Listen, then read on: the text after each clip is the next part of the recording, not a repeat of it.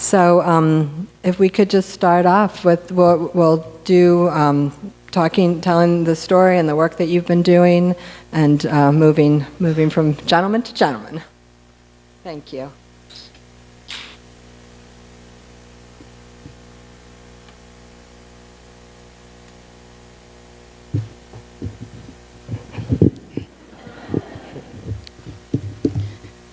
First and foremost, I would like to extend my acknowledgement to the creator of the universe.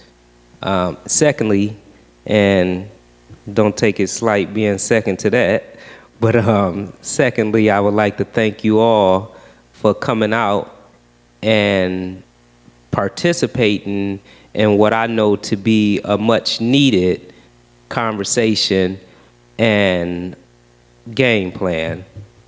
I would like to give honors to who I call her a warrior for the cause of making sure that we move in a direction of having humaneness and equality for everybody that's living as citizens and that's living as human beings.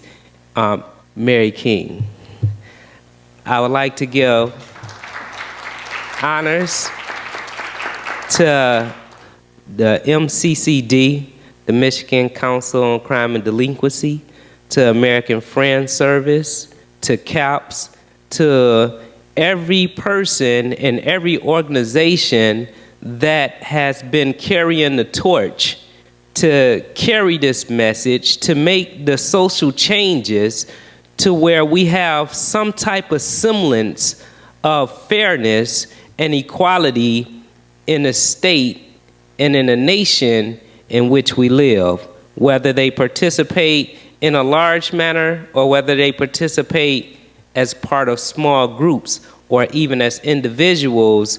Each person, each entity that participates is a necessity in order to reestablish what can be called social justice.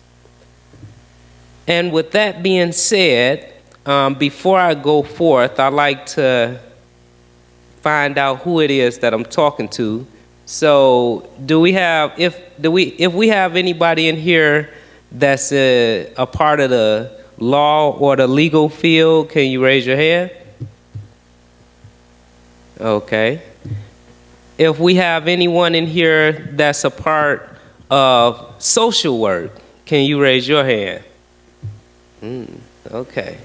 All right. So when I speak to a group of people, I like to be a little bit interactive, call and response. And so I ask if you can repeat after me. Lights out. Quiet time. Lights out. Quiet time. Okay, we'll get back to that a little bit later. So I have a question that I would like to ask you all. If you put a 2-year-old to bed, and upon that 2-year-old waking up, you discover that they urinated in the bed, would you whip them with a belt or a extension cord and place them on punishment for the rest of the year? I'm gonna go out on a limb and say that everybody's answer is no. Second question, let's say you have a 14-year-old, and this 14-year-old has a summer job for the very first time, and he comes from a domestic situation that is not ideal. When it comes time to do his taxes, he doesn't have anyone inside of his house to show him how to do his taxes, and for whatever reason, he doesn't know who to ask to assist him in what he knows that has to be done, so he takes it upon himself to try to do his taxes on his own. And in doing his taxes on his own, he makes huge mistakes. He gets money back that He wasn't supposed to get back, but he didn't do it out of maliciousness. He just made a mistake because he was doing something that he didn't know. Do you think that he should be sent to a maximum security prison for the rest of his life if the amount of money that he got back violated a criminal standard? I'm going to go out again and say that your answer is probably no, right?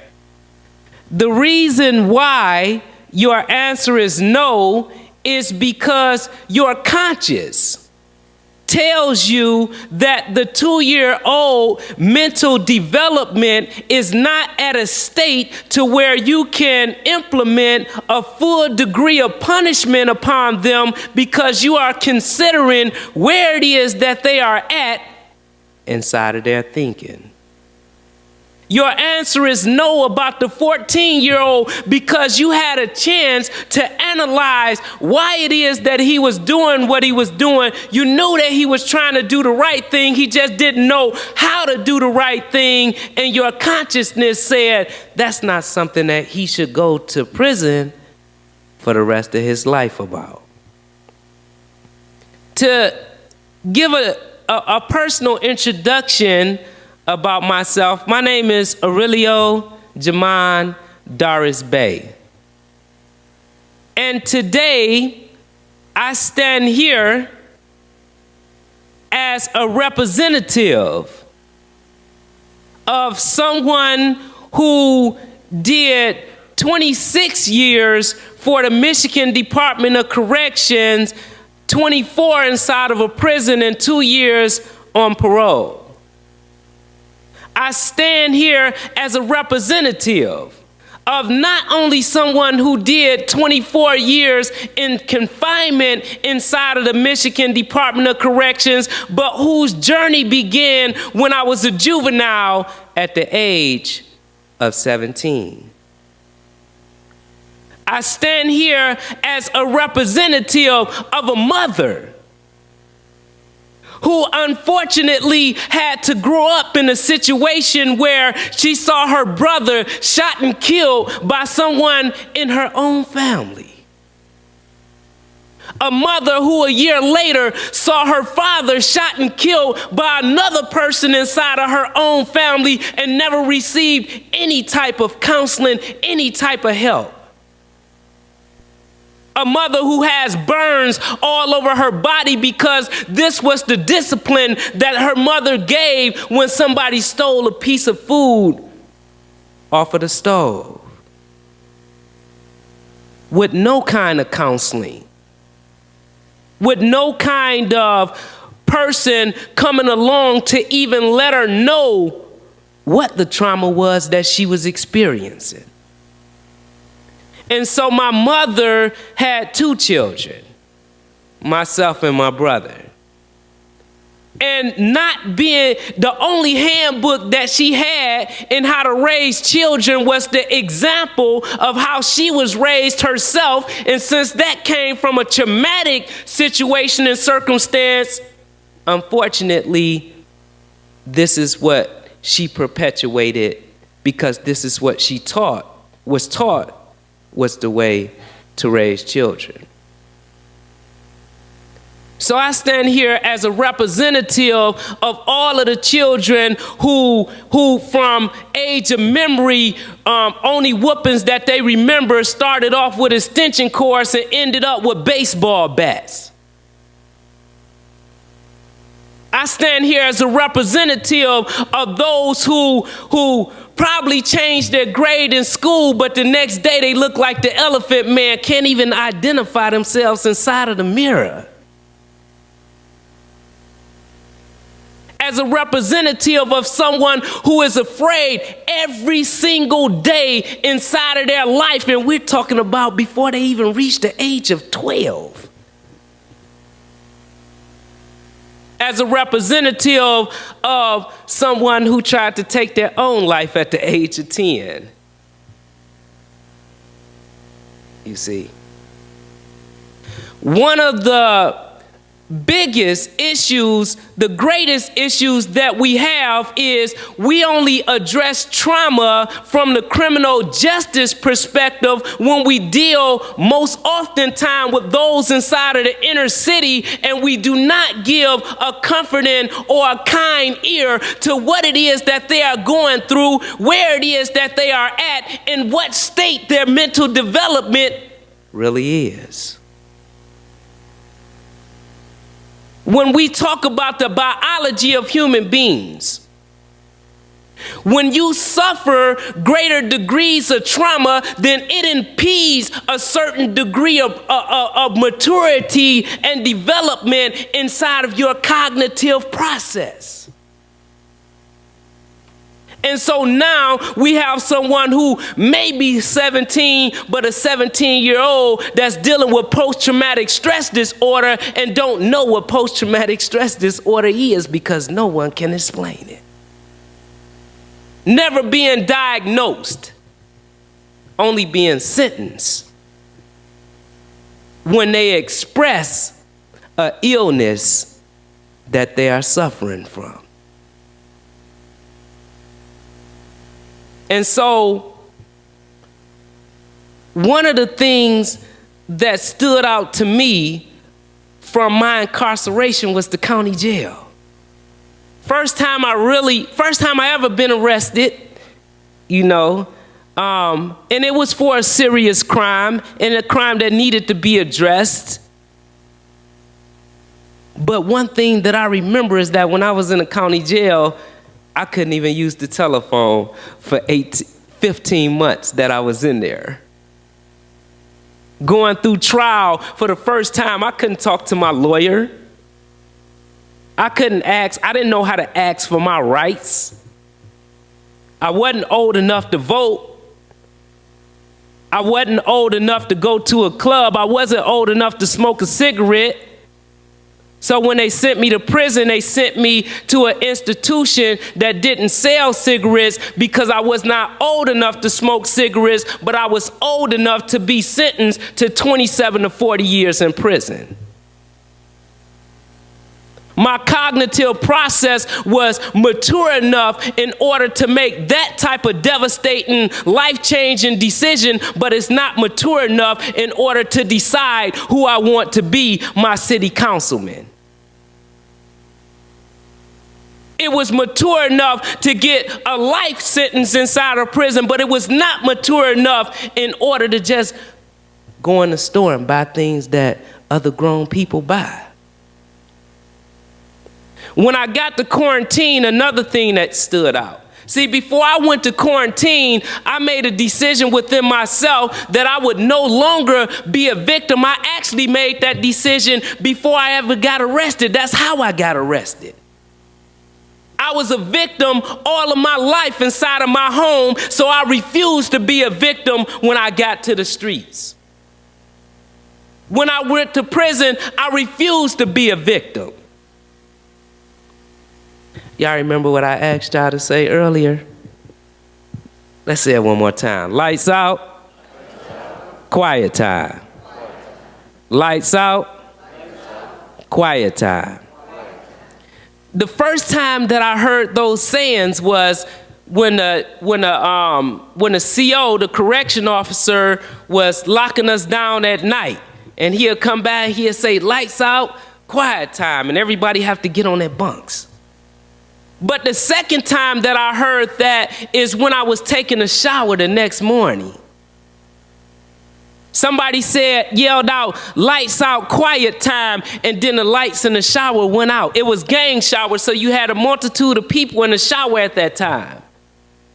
And so when they yelled, lights out, quiet time, and somebody flicked the lights out, you heard a bunch of smacking, you heard a bunch of ruffling and all of that. And when the lights was turned back on, it was somebody else that was laying on the floor that had just been raped. Mindful, this was at a prison where you had to be under the age of 21 in order to be at that prison. The next time that I heard the term lights out quiet time was later on that day inside of the bathroom. Somebody yelled, lights out quiet time. Lights went out, heard a bunch of smacking. Somebody else was laying on the ground when the lights turned back on. Another person just been raped. And so what I decided was I'm gonna learn how to make me a knife, and the first person that look like they want to do something to me, I'm going to stab them. Because I learned early that violence is the way to get the results that you want to get. Violence is the way to feel safe when you paranoid because you scared. I don't know, I was looking up something, they called that post-traumatic stress disorder. They definitely didn't call it post-traumatic stress disorder in the courts when it came to sentencing people inside of the inner city. They don't diagnose that. Although it's the same elements, although it's the same symptoms, although it's the same reality as someone who goes to war in Iraq or Afghanistan or Bosnia, or wherever it is that they at, and they see their comrade get killed. They hear gunshots every day. And when they come back, certain noises trigger them. Certain things set them off. I think I see people that experience that every day inside of my neighborhood. I swear every single day I heard gunshots all day where the abnormal was normalized and that became a reality, but no one identified this as a problem. Because if you begin to look at it from a mental health perspective, then you have to deal with it in ways that's other than locking somebody up for the rest of their life. You have to begin to understand what are the dynamics that's contributing to the problems and the ailments that these people are suffering. And so if you have a preponderance of people that's suffering the same ailments and they commit crimes expressing the ailments that they are suffering, now you say, well, we can't send them to prison for the rest of their life. That's going to cost too much money. We got to give them doctors and all of that stuff. When a juvenile enters the courts, when anybody enters the Michigan Department of Corrections, you do not receive the help that you need if you have a long and indeterminate sentence until you get 1 year from your release date. So I went in there as a teenager and they told me, well, our test says that you need impulse control. Our test says that you need some cognitive programs. So in 22 years, when it comes time for you to get ready to go home, we'll give you those programs. It's not even rehabilitation. I didn't experience rehabilitation. What I experienced was transformative thinking. If you have bad habits to start off with and you want to reestablish or rehabilitate or revisit those same habits that you once had, the only thing that you are doing is returning to a broken idea. But if you have transformative thinking and cognitive restructuring, now you are placing new information inside of the individual, and where they once saw no love, they see the possibility of love. Where they once saw anger, where they once saw hatred, they saw that the idea of happiness, the idea of justice, the idea of fairness is something that's actually humane, and that they are entitled to as being a human being. Dostoevsky said, if you want to measure the values and the humanity of any society, all you have to do is evaluate and study how they treat their prisoners. So if we made this evaluation, if we made this study, what type of grade will we get in our values? I don't know too many countries that'll send a 10-year-old to prison for damn near the rest of their life. I don't know too many places that'll send a 15-year-old to prison for the rest of their life. When you deal with the criminal justice system, in order to be convicted of a crime, there are certain elements that must be present. One of the elements that must be present is that the perpetrator of the crime must be able to fully appreciate the weight of the consequences for what it is that he did. If he has no concept of life, if he has no concept of humaneness, if he has no concept of fairness, then how can he fully appreciate it? I asked the question, how many people in here are involved in law or the legal system? My answer is everybody is. Because it affects each and every one of us in every facet, in every aspect of our life. And as long as we see ourselves detached away from that, then we don't see ourselves having the obligation to indulge inside of that. I asked how many people were engaged in social work. Well, social work is our society and the way that our society works. And as long as you live in any society, then you are engaging in social work. Whether you are doing it from a proactive perspective or a reactive perspective, you are still engaging in it because it is impossible to escape. It is an aspect of being alive inside of a society. There's no such thing as stepping aside and letting this fight go and see how it ends up because you're neutral. There's no such thing as being neutral. We have obligations as citizens. We have obligations as human beings in order to see other human beings treated in a fair and equal fashion. It is in our best interest to get the best out of each and every individual, even those that sit languishing in prison. The greatest resource that any nation can have is its people. So you give someone a sentence. Well, they still there. They still existing. What type? We recycle our cans. We recycle our plastic. We recycle our glass. But this right here is practice. We love being green. But what about being socially green? To be socially green means you take the individuals in society that have been thrown away and you repurpose those individuals and make them a part of the collective whole so they begin to give you the answers to the problems inside of society. The people that are closest to the problem are the ones that are closest to the cure for the problem.